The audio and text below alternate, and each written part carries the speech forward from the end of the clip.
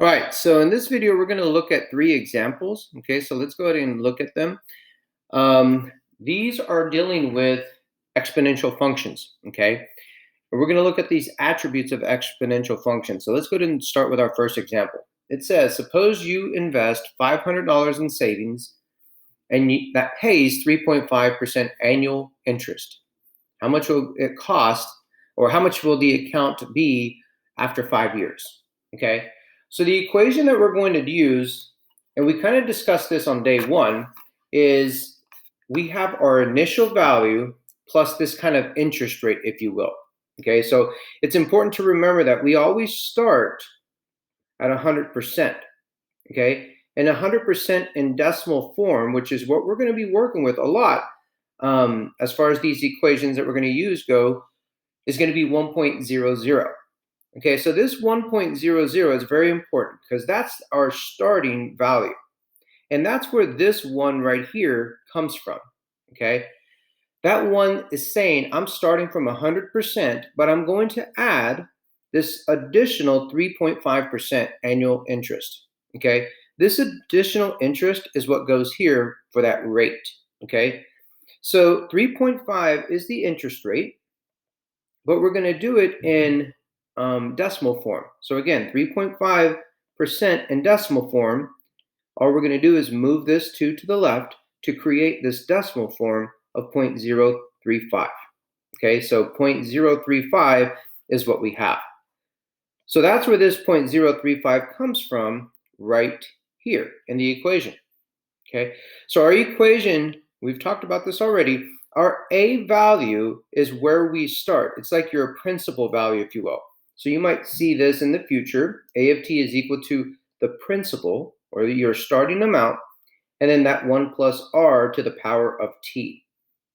Remember that t is the number of years, p is the starting value, so where you start. This is in years, and r is that interest rate, that percentage rate, if you will. Okay, so we started at 500, that's why you have 500. We always originate from that 100%. And because this is addition, we know that this is going to be adding. Okay, so it's going to be adding on to that $500. And sometimes it can be decreasing. And if it was decreasing, this would be a subtraction rather than an addition.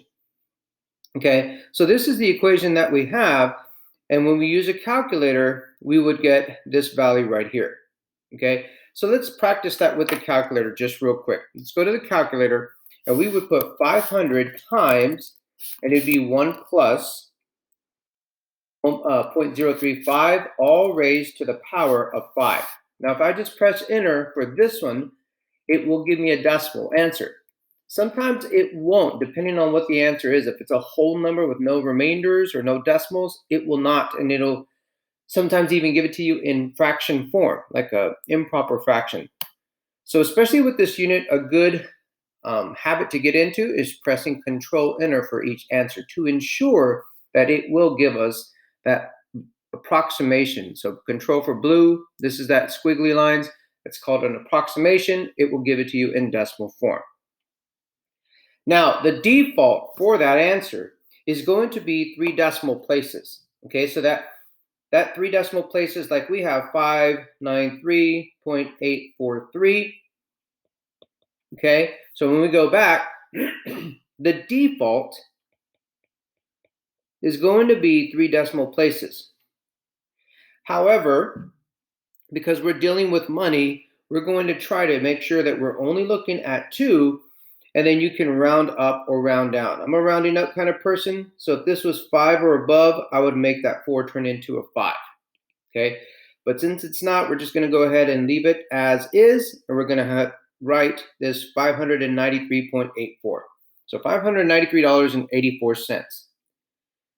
How much will be in the account? This is how much will be in the account. If I asked how much interest did you accrue, we're obviously going to just subtract 500 and see that the interest accrued ended up becoming $93.84. So interest accrued. Okay, so now let's move down to our next one. Okay, so we're going to look at It's kind of dealing with the same kind of information, but we're going to look at how do we use the calculator to solve this next part. It says, suppose you invest $500 in the savings account. Okay, so this is still your P, if you will, your initial value. And again, that's that equation that we're going to be working with all unit is the principal times the 1 plus or minus the rate to the power of t. This is one of the equations we're going to be working with this entire unit. So if the principal is $500 and it says it pays, that is adding, because it's adding an annual interest. It doesn't reduce or take money away. It doesn't depreciate, if you will. So we're going to be adding. And then again, it's that interest rate of 0.035, because we always want to use the decimal form in these equations with compound interest or annual interest or whatever it is. And we want to say, when will the account contain at least $650? Okay, so we're looking for T. Now we know $650 is way over here to the left. So let me go ahead and circle that in blue. And we want, when is this amount basically going to be equal to or greater than that $650? Now I know all they did was put an equal sign here, but the calculators that we have, you can put an inequality symbol there. And from here, there's many ways that you can solve this problem, okay? If you did it by hand, it would be 650 divided by 500 is less than or equal to 1 plus 0.035. And we haven't learned it quite yet, but then you would rewrite this to logarithmic form. And still, in the end, use your calculator from there, okay? So, but because we haven't learned the logarithmic form yet, I'm just going to strictly show you a couple of ways that you can solve this with the calculator, okay? So again, we're going to solve this equation here. And let's go ahead and do it with both less than or equal to and as well as equal to. So let's go to the calculator. So menu, 3 for algebra, 1 for solve. We can solve 650 is equal to 500 times, and it's going to be 1 plus 0.035. And if you want to put just 1.035, that's fine as well. We're going to raise it to the power of t. Then we're going to tell the calculator what to solve for. Okay, so we're going to go ahead and just tell it to solve for that t value. So we'll say comma t. And you see, control enter, it gives us 7.6. Okay, so when I go back over here, whoops, let me pause the video real quick. Okay, sorry about that. I had to reconnect on my computer to the actual meet. No worries. I guess it's just overwhelmed with everyone jumping online. All right, so like I was saying, we're going to solve for this with our calculator, and we got this 7.6. Okay, so 7.6, let me go ahead and write that down. We got t was approximately 7.626, and it was 5, and then a bunch of other stuff too. And the default again would be 3 decimal places, so it'd be 7.627. But the thing is here, we have it. It says, when will the account contain at least 650? Now, it's going to be 7.6, but it rounds up. It will contain after 8 years. So if you round this whole thing up to 8 years, that's kind of what it's looking at. Like I said, there's many ways to find this with a calculator. You could actually use a graph and a table as well. Okay, so let me show you real quick how to do that. So control add a page, a graphing calculator, pressing 2. And if we look on our equation on the left side, we had 650. So we could put our first function at 650. Okay, and then we can go back to tab and add our second function, which was the right side of that equation, which was 500 times that 1 plus, let me go ahead and write it out, 500 times 1 plus 0.035. Because this value is x, we're going to put x on this one. Okay, then we can close it up. This value, oops, I put it on the inside on accident. Very important. You got to put it on the outside. And because it's an x, our input variable is x, that's why this has to be x. It can't be t because it won't register. And then we'll press enter. Now you don't see this function, but we know that it will intersect 650 at a certain spot. So we could say menu, window, and we could put A for fit, or scroll down and just press that. And now this is my function. Okay, so and if I were to zoom out, it's a good thing to see this.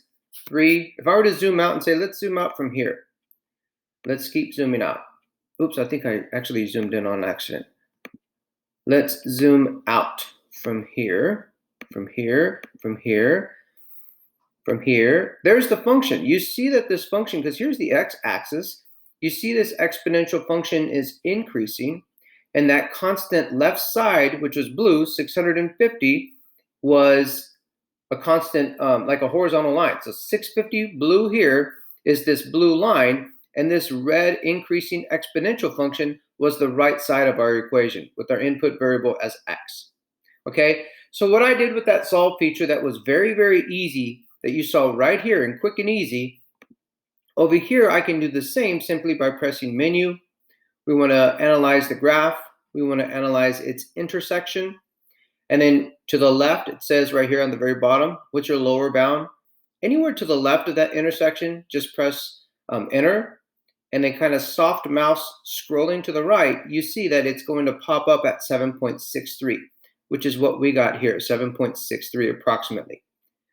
Now, this isn't to the decimal places that we found on this first page, but we can get more decimal places if we like, simply by pressing menu, and we're going to press settings, and we can say that this float, let's just put it to float. Basically, it will make it to where however many decimals were there, as many as it could display, it will display pretty much the maximum. Okay, so you see right there, this occurred at 7.62655, which is what we got over here, 7.2 or 7.62655. Okay, so that's how you use the calculator as far as to solve these for now. Okay, so now let's go to our final example problem. And it says for the model that you see, 150 times 0.8 to the power of x in the problem, what will be the world population in 2020? Okay, so it's very important what we are given of how we're going to use it in the equation. Okay, so we know that from this given information that on the year 2003, there was 150. Okay, and in 2004, there was 120. And we want to know, what will it be in 2020? That's what we're looking for. So the way we're going to start this is we're going to ask ourselves, where is this model saying that we start? Okay, because I know an equation that we've been using is that starting value is a p-value. It's that principle. And it's p times 1 plus or minus r to the power of t. And I'm asking myself, where does it start? Okay, where does it start? And on this one, the model that's given to us, it's actually starting at 150 is the population that it starts. And it starts at 2003. Okay, and this is the model that we're going to be using. And you can see even here that they're already telling you where to kind of like interpret where it's going to start. It's going to start at 150. And then you're going to follow this model to where each incremental year, it's going to jump by 0.8%. Now remember, that magic number of r started at 100%, which in decimal form we put as 1.00.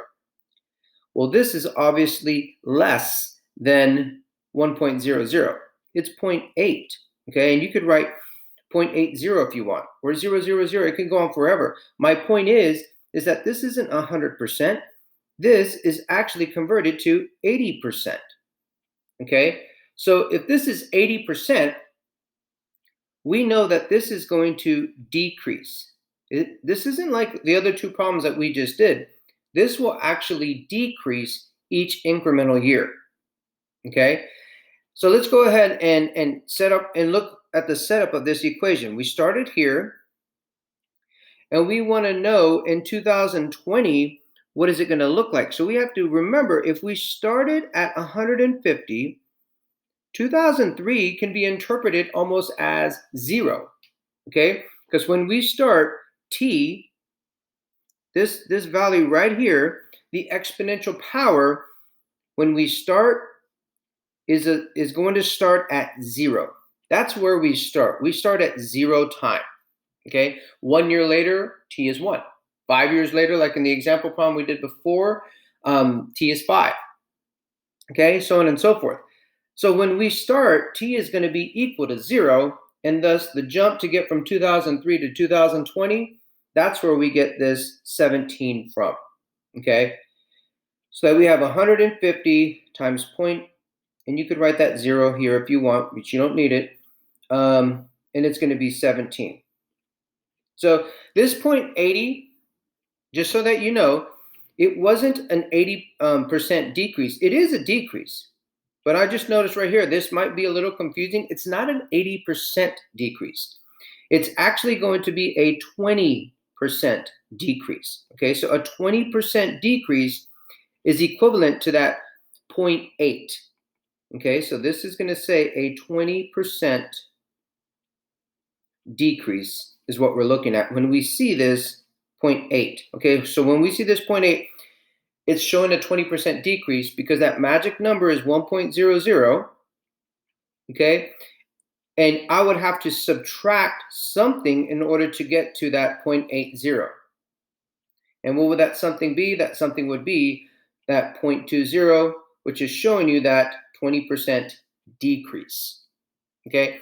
So now whenever I put in 17 with my calculator, you would get y is approximately 3. So the population is going to be 3 because we started at 150 multiplied by, and you could put 1 minus 0.20 if you want, raised to the power of 17, because it was 17 years from that 2003 all the way to 2020.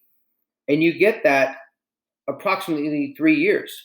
And yes, I know what the problem showed as far as showing a 0.80, but it's the same thing. It's showing a 20% decrease to get that same value.